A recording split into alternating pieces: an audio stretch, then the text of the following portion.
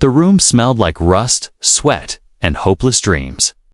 Inside the dim-lit auction house, cages lined the walls, each holding someone who had lost everything. Most were silent, some cried, a few begged through metal bars. But one cage near the back held a girl who didn't cry. Didn't beg, she just stared at the floor. Her skin was a soft shade of violet. Her hair tangled silver, and her eyes were dull like glass. A large sign hung above her cage, marked in red, "Pleasure Animal, Trained and Silent." To the crowd, she wasn't a person. She was just another item up for sale.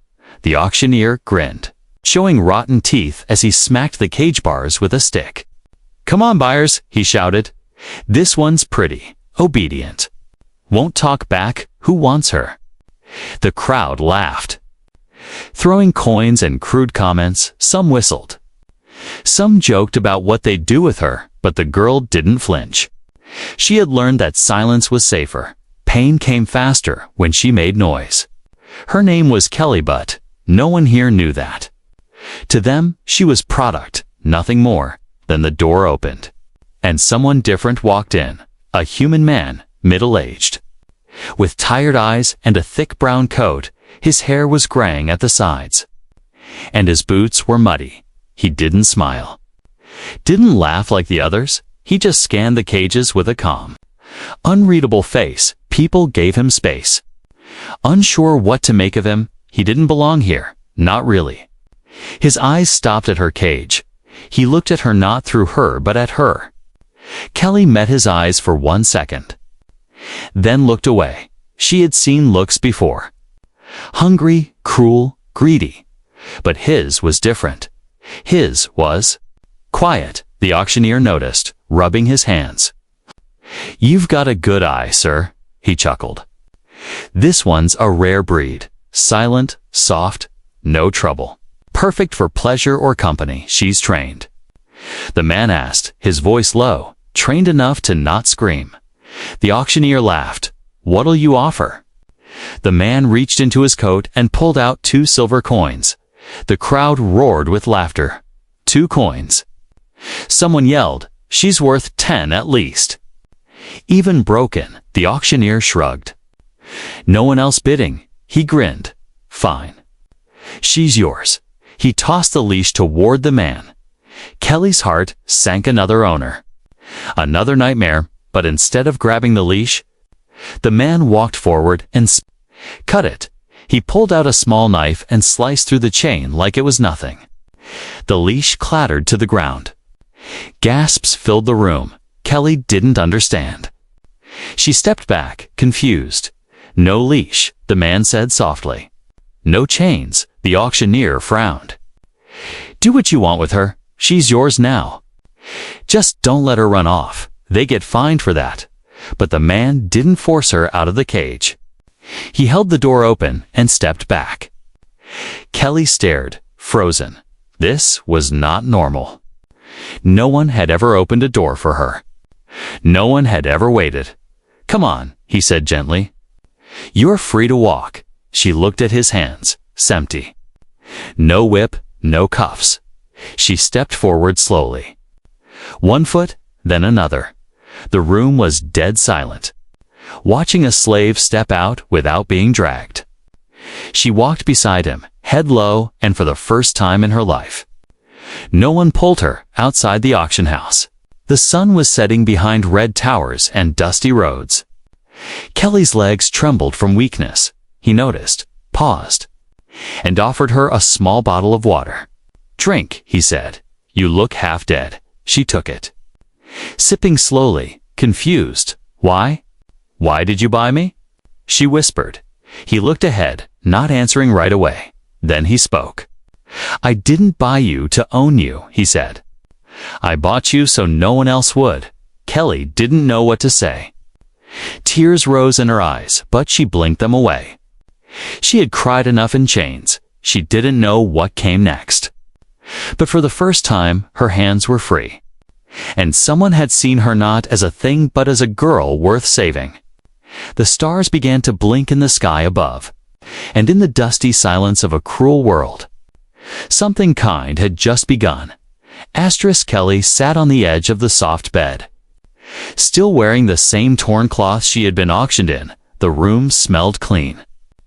Like soap and warm bread, it was small but safe, with a window that let in golden morning light. The silence here was different, not heavy like in the cage, but soft, like a blanket still. Her shoulders were tight, her legs ready to run. Old habits didn't leave quickly, Grant. The human man who brought her here was in the kitchen. He wasn't watching her, wasn't ordering her, wasn't even in the same room. That confused her the most, back in the cages. Men watched all the time, waiting for weakness, waiting to punish. Here, she was invisible, and that scared her more. She crept to the doorway and peeked inside. He was humming softly, turning something in a frying pan. He noticed her in the corner of his eye, but didn't speak. He just placed 2 plates on the table, one for him, one for her. Then he walked to the sink and started washing. No chains, no shouts, no orders. Kelly stood still, unsure what to do. Was this a trick? Maybe he was playing with her, giving her comfort just to rip it away later. She had seen that before, cruelty disguised as kindness. But the smell of food was too strong. Her belly growled before she could stop it. Grant turned around and smiled gently. "Sit and eat," he said. "You need it?" Kelly moved slowly. Ready to flinch, she sat across from him, eyes down, hands shaking. She didn't touch the food until he took the first bite. Only then did she begin to eat, one small bite, then another. The taste made her cry. It had flavor, warmth, life, nothing like the slop they threw into the cages. She tried to wipe her eyes quickly so he wouldn't see. He didn't say anything, just poured her a glass of clean water and pushed it toward her. That night, she didn't sleep, even though the bed was soft and the door was unlocked. She stayed awake, waiting for him to enter. But he never came. The next morning, she found new clothes folded neatly beside the bed. Simple but clean, and in her size, she changed. Still watching the door like it would burst open. Nothing happened when she walked into the living room. He was on the floor fixing something. He looked up and smiled. "Morning," he said. "Those fit all right?" She nodded, not speaking. He didn't ask her to speak. For days, it went like that. He would cook, she would eat. He would clean, she would watch. He never touched her, never shouted, never locked any door. He acted like she was normal, but she wasn't. She was broken, trained, used, and thrown away like garbage. She began helping him, quietly, washing dishes, folding laundry, sweeping floors, not because he asked, but because she didn't know how to sit still and be served. She had always been the servant. The object, being still, made her nervous. One evening, she finally asked. Her voice was small, like a child who feared punishment. "Why? Did you buy me?" Grant didn't answer right away. He stirred his tea slowly, then looked at her. "I didn't buy you to own you," he said softly. "I bought your freedom. But I don't understand," she whispered. "Why me?" He smiled, but his eyes looked sad. "Because I saw someone who needed saving," he replied. "Just like I once did." She stared at him, confused. "What do you mean?" Grant leaned back and looked at the ceiling. "When I was young," he said, "I lost everything. Too. Family, friends, home. All gone in a colony raid. I was left alone, tossed around from place to place. But one man helped me. Gave me a bed and a job, no questions asked. He told me, when it's your turn, pass it on. So I did." Kelly sat silent, her heart pounding. No one had ever shared pain with her before. She wasn't just some broken toy in his house. She was someone he wanted to heal. That night, she knocked on his bedroom door. He opened it, surprised. She held out a pillow and blanket. "I want to sleep on the floor in your room," she said quickly. I feel safer when I know someone's near." He nodded gently and let her in, but he didn't touch her. Didn't question her. She laid down, blanket wrapped tight, eyes finally closing without fear for the first time. Kelly slept without dreams of chains and outside. The stars blinked softly over a world that had begun to change. The morning was cold, but the sun touched everything with soft gold. Kelly stood in front of the mirror, brushing her hair slowly. It had grown softer over the past few days, cleaner, shinier, less tangled. Grant had bought her a small comb, and she treated it like treasure. She wore the new gray tunic he gave her, one without stains, holes, or labels. No collar, no chains, no tag on her neck. She looked normal, but didn't feel that way. Her eyes still avoided reflections too long. Scars under her clothes reminded her she was different. But when Grant knocked and asked, "You ready?" she took a breath and nodded. It was time to face the outside world. They walked down the hill together. His small home sat on the edge of the human colony, away from the crowd. But now, they were heading into the city's heart. Kelly's feet moved slowly. Her fingers curled into the sleeves of her tunic. She felt like everyone could see through her. Like the word pleasure animal was still branded on her skin. Grant didn't rush her. He walked beside her with calm steps. Like they had all the time in the galaxy as they entered the city market. Voices rose around them. People traded goods. Shouted prices, sold metal parts, fruit, spice, tech, and clothes, but slowly those voices dropped. Heads turned, whispers spread. People stared not at Grant but at her. She felt it instantly, like sharp knives made of eyes. "That's the one," someone whispered. "Isn't she the alien from the auction? What's she doing here? Dressed like that? She should be in a cage," a woman muttered. Loud enough to be cruel, Kelly's steps faltered. Her breathing became shallow. Her instincts screamed run, hide. Bow your head, but something stopped her. A hand warm and steady touched hers. Grant didn't say a word. He just gently held her hand in public, like it was the most normal thing to do. Kelly looked up at him, eyes wide. He gave her a tiny smile. "You don't have to fear them," he said quietly. "Let them look." They stopped at a stall selling fruit. The vendor, an older man, looked from Kelly to Grant and narrowed his eyes. "You know what they say about those ones," he said sharply. "They're good for the night, but not for walking around with." Grant didn't flinch. He reached into his pocket, placed credits on the counter, and picked up 2 apples. Then he looked the man straight in the eye. "She's not for sale," Grant said calmly. "And she's not yours to insult." The vendor scoffed, but didn't speak again. Kelly watched him, stunned. No one had ever defended her not like that. She wasn't used to being someone worth standing up for. They sat on a bench nearby, under a tree with golden leaves. Kelly held her apple, but didn't eat it. She was too busy thinking. "I don't belong here," she said after a long pause. Grant looked at her, surprised. "I'm just a thing to them," she whispered. "A trained animal." Dressed up like a person, Grant leaned forward. Elbows on his knees. "To them, maybe," he said softly. "But not to me." Kelly looked down. "Why do you keep being kind to me?" He didn't answer with a smile this time. His voice was firm. "Because you're more than what they made you believe." A breeze passed, carrying voices, stares, and old shame, but something inside her shifted. For a moment, she imagined herself as more. Not property, not broken, just Kelly. Later that day, they visited a small shop where Grant picked up tools and supplies. Kelly waited near the counter, feeling the stares again. But she stood straighter now. She was learning that pain didn't have to control every breath, and then something happened. A small human girl walked up to her, maybe 6 years old.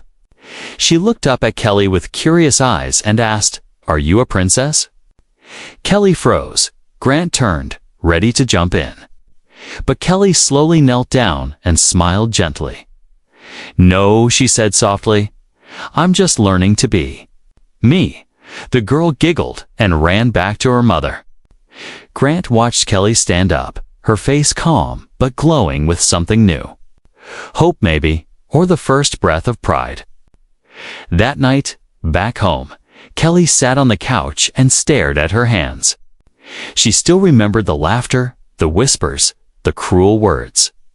But she also remembered the hand that held hers, and the tiny girl who saw a princess, not a slave. "Grant," she said quietly. "Yes." He answered from the kitchen. "If I was trained to serve," she whispered, "then let me serve you not as a thing, but with my heart." He stepped out, looked at her for a long time, then sat beside her and said, "No one was born to be owned, Kelly, but everyone deserves someone who sees their worth." She nodded slowly. And though her past still whispered, her future had finally started speaking louder. Kelly laughed for the first time in weeks. A real laugh. Not the polite kind she had learned in silence. She was sitting in the garden behind Grant's house, sunlight warming her arms. She was helping him plant something called earth beans, even though the soil was from another planet. Her hands were dirty, her cheeks flushed, and her heart light. She almost forgot the collar that used to dig into her neck. Every morning she woke up on her own. Not from shouting or pain, she cooked breakfast sometimes, folded the blankets, helped fix broken lights. She had become more than a rescued girl. She was becoming part of a life. And with each passing day, her smile came easier. But inside, a storm was building. It started with a man in a dark coat. He stood across the market square, watching them. Kelly noticed him first, a flicker in the corner of her eye. When she turned to look, he was gone. She didn't tell Grant. She didn't want to ruin the peace. But the next day, the man returned closer. And this time, Kelly recognized him. Her blood ran cold. His name was Varric. He had once claimed ownership of her during the border trades. He had loaned her out like furniture. He was the reason she had stopped speaking. That night, Kelly didn't eat. She sat at the table.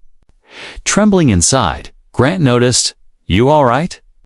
He asked. She nodded too quickly, but the lie was weak. I saw someone from my past," she whispered. He didn't press, but his eyes grew serious. The next day, it got worse. Varric came to their door. He didn't knock, he pounded. Grant opened it, calm but alert. The man sneered, flashing forged documents.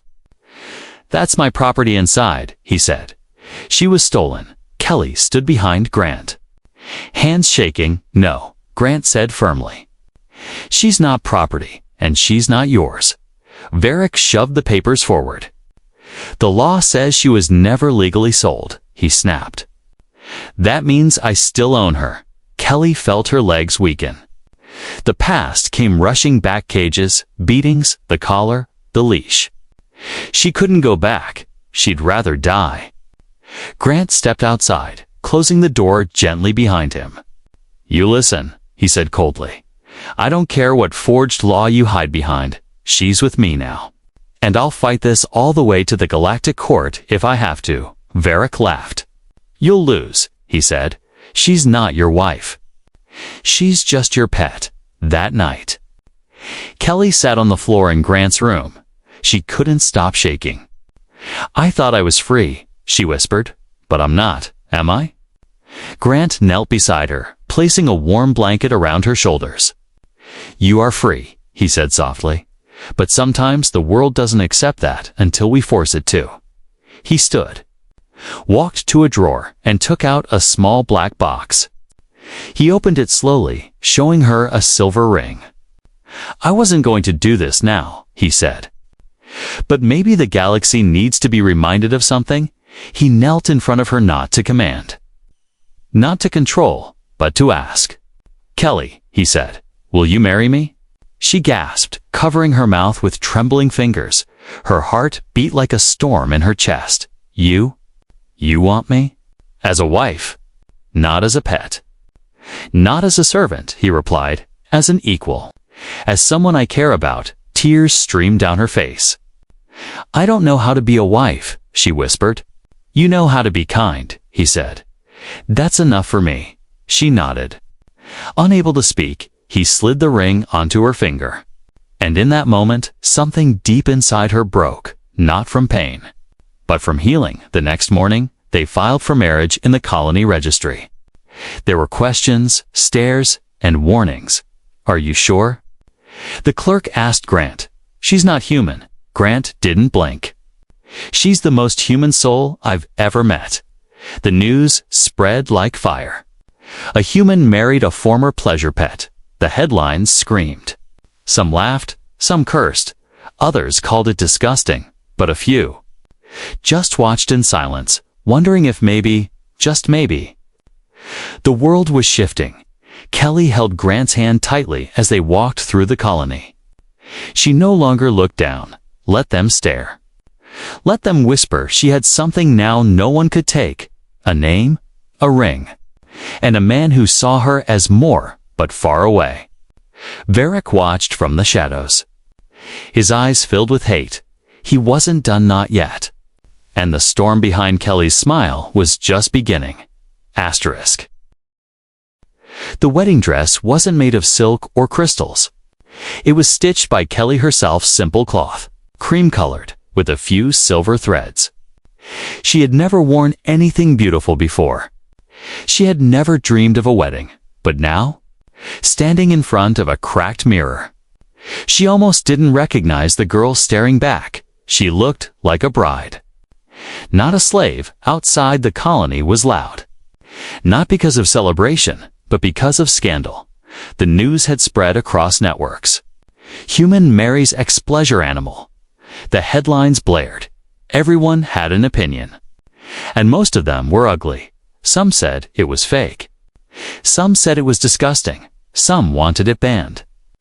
Others just wanted to watch it burn. But Kelly stood still, heart racing. Not from fear, but from something close to pride. She touched the small silver ring on her finger. Grant had given it to her. Not as an owner, but as a partner. And today, they would prove to the galaxy that no one had the right to define love except the people who lived it.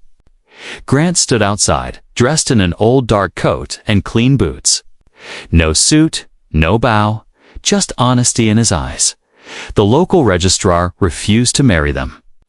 We don't recognize that kind of union, she had said with a cold face. So Grant found an old priest who lived on the outskirts, an ex-military chaplain who believed in people. Not rules, he agreed without blinking. If you love her, he said, then no law matters more than that. The ceremony was held in the small garden behind Grant's house. No decorations, no guests, no music, just 2 chairs, a priest, and the woman who had once lived in a cage and now stood free. But people came anyway, not to support, but to stare. They gathered outside the fence, whispering, judging, some even laughing. One woman shouted, "She's not even the same species." A man yelled, "You're making a joke out of marriage." Kelly flinched, but Grant didn't even turn his head. His eyes were locked on her, steady and calm. The priest began the vows. His voice clear. He looked at Kelly first. "Do you, Kelly, take this man to be your partner?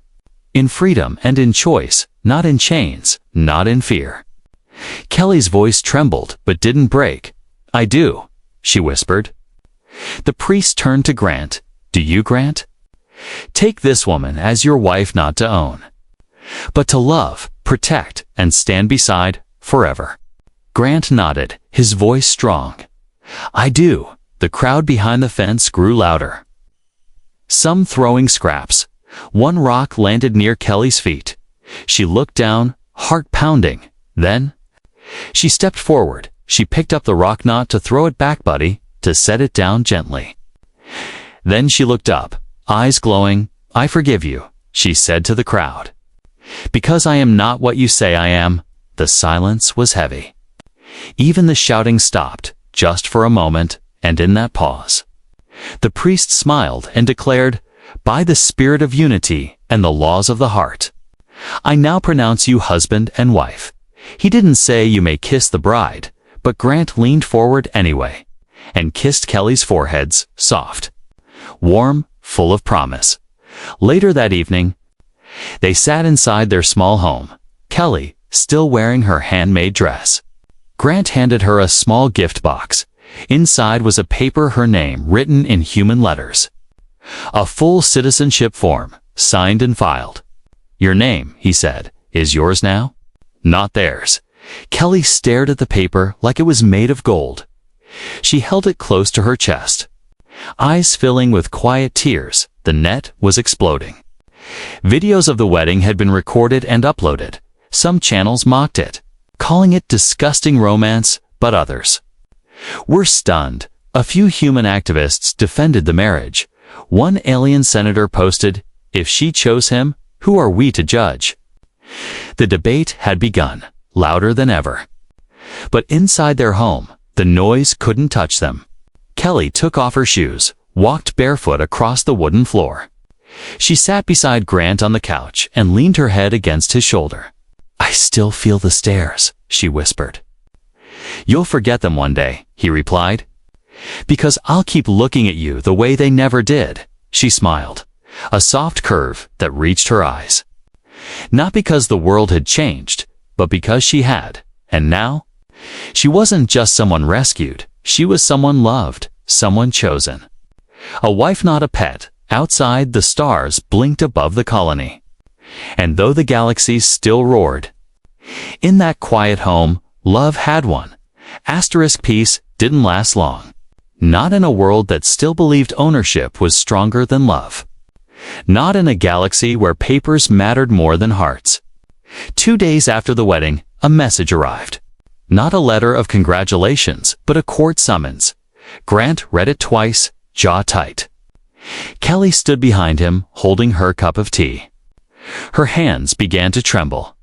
"They're challenging the marriage," he said quietly. Claiming it's invalid, Kelly lowered the cup without a word.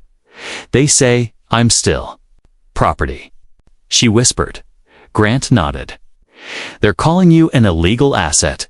A private company filed the claim, one that had once managed Kelly's species. They argued that her sale was unlawful, that she wasn't capable of consenting to marriage due to her origin status. To them, she was still a thing, an object with no voice, no choice." Grant reached across the table and took her hand. "They can file papers," he said, "but they can't take away what we built." Kelly nodded slowly. But fear had already crept back into her bones. The court date came fast. The hearing was held in a sterile white chamber deep inside the colony's government building. Kelly had to stand before judges who didn't even look at her. They stared at their screens, not at her face. They called her the subject. They called Grant the claimant. No one called her a wife. The prosecutor's voice was cold and clear. "She is a Class 3 pleasure model," he said. "A species bred for obedience and intimacy. Her mental capacity is not equal to a human citizen. She cannot form legal bonds, including marriage." Kelly's heart cracked with every word. She wanted to scream, to tell them she wasn't some doll created for use. She had thoughts, memories, pain, and love. But her voice was stuck behind old chains. Grant stood up, calm but fierce. "Your Honor," he said, "she speaks 5 languages, reads, writes, and built her own garden. She chooses what to wear, what to eat, and who to trust. She chose me." The judge raised a hand. "Emotion is not proof," he said.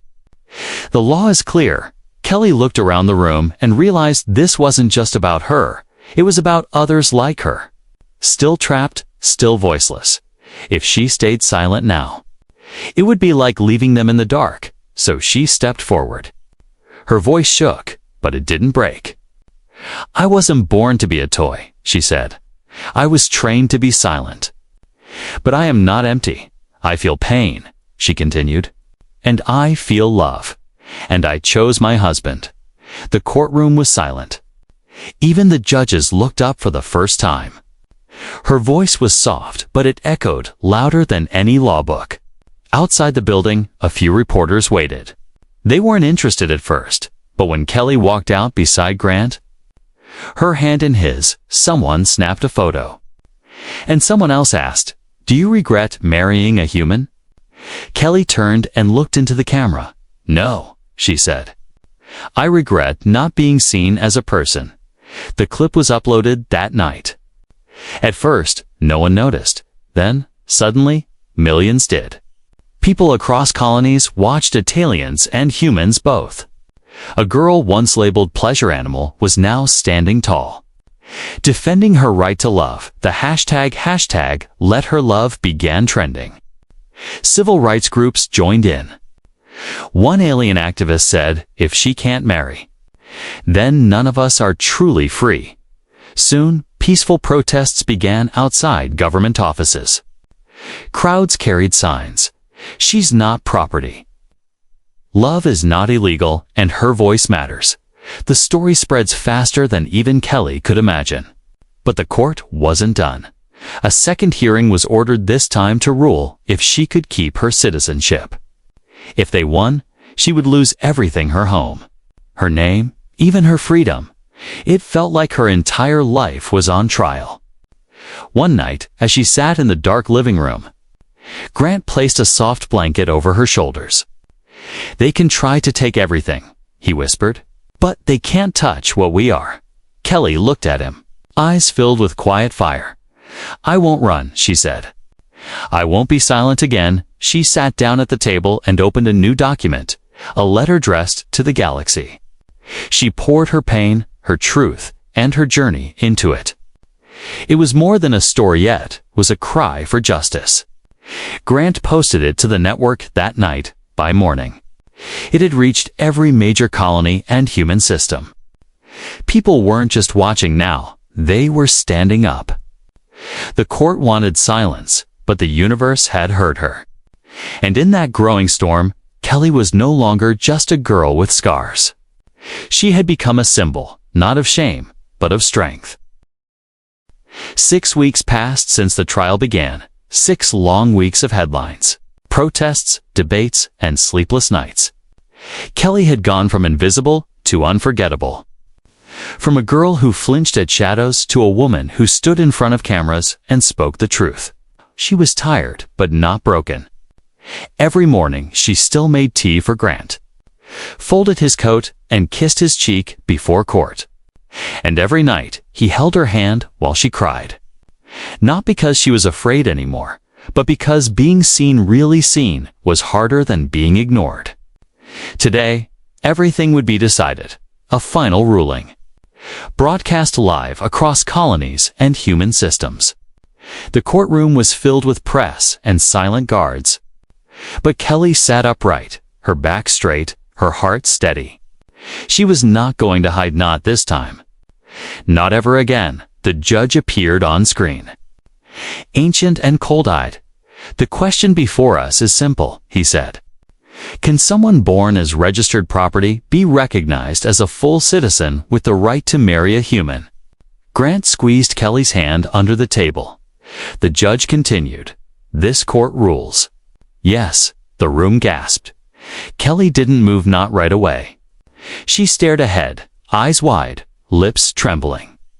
It felt unreal, but then Grant smiled, and Kelly burst into quiet sobs, not of fear but of freedom. Outside the courthouse, the streets erupted in celebration. Not just for Kelly, but for others like her. Other girls in cages, boys with collars, being sold like tools. Now, the law couldn't ignore their voices anymore. Within hours, news networks lit up. Kelly's case makes history. The banners read, "Love breaks chains," one paper declared. People who once stared now stood with signs of support. And across galaxies, alien girls whispered to each other, "If she could do it, maybe I can too." Kelly returned home that night, exhausted. She took off her shoes, opened the window, and let the cool wind kiss her skin. She looked at her reflection in the glass, not with shame, but with peace. The girl in the mirror was no longer property. She was a wife, a citizen, a fighter, a voice. Grant walked up behind her and wrapped his arms around her waist. "You did it?" he whispered. "No," she said, smiling softly. "We did it." They sat outside under the stars. Sharing a blanket, the sky shimmered with ships and moons. But all Kelly could hear was the quiet sound of Grant breathing beside her. It felt like home. A few days later, they held a second wedding, not in defiance, but in joy. This time, people came. Real people, friends, supporters. Even strangers who had read her letter. No one threw garbage. Instead, they brought flowers. No one whispered insults. Instead, they cheered. And this time, Kelly walked down the aisle without fear. Her dress was blue, flowing like water. She wore no shoes, only silver anklets that made soft music with every step. And when she reached Grant, she smiled wider than she ever had. The priest didn't ask for proof or papers. He only said, "Let love speak for itself." Later, they danced under lanterns. Kelly moved freely, laughing, hair wild. Children ran around her, asking questions. "Are you really the girl from the video?" She knelt down and whispered, "Yes, but I'm just Kelly now." Grant watched her from across the garden. And in that moment, he didn't see a rescued girl. He saw the woman who had changed the galaxy. When the celebration ended, Kelly stood at the edge of the hill. She looked out across the colony. Glowing in lights, this place once caged her. Now it carried her name and its laws. Grant joined her quietly. "What now?" he asked. She looked up at the stars. "We help the others," she said. "We make sure no one is sold like I was." He nodded. "I'll be right beside you." She turned, reached for his hand, and said the words she once feared. "I belong to no one." Then smiled, "Except your heart." They walked back into their home. Not as a broken girl and her rescuer, but as equals, as partners. As proof that kindness was stronger than cruelty, and love was stronger than any law. The galaxy would never be the same again. And in a world that once called her worthless, Kelly had written her own value line by line. Smile by smile, heartbeat by heartbeat. And this time, no one could erase her.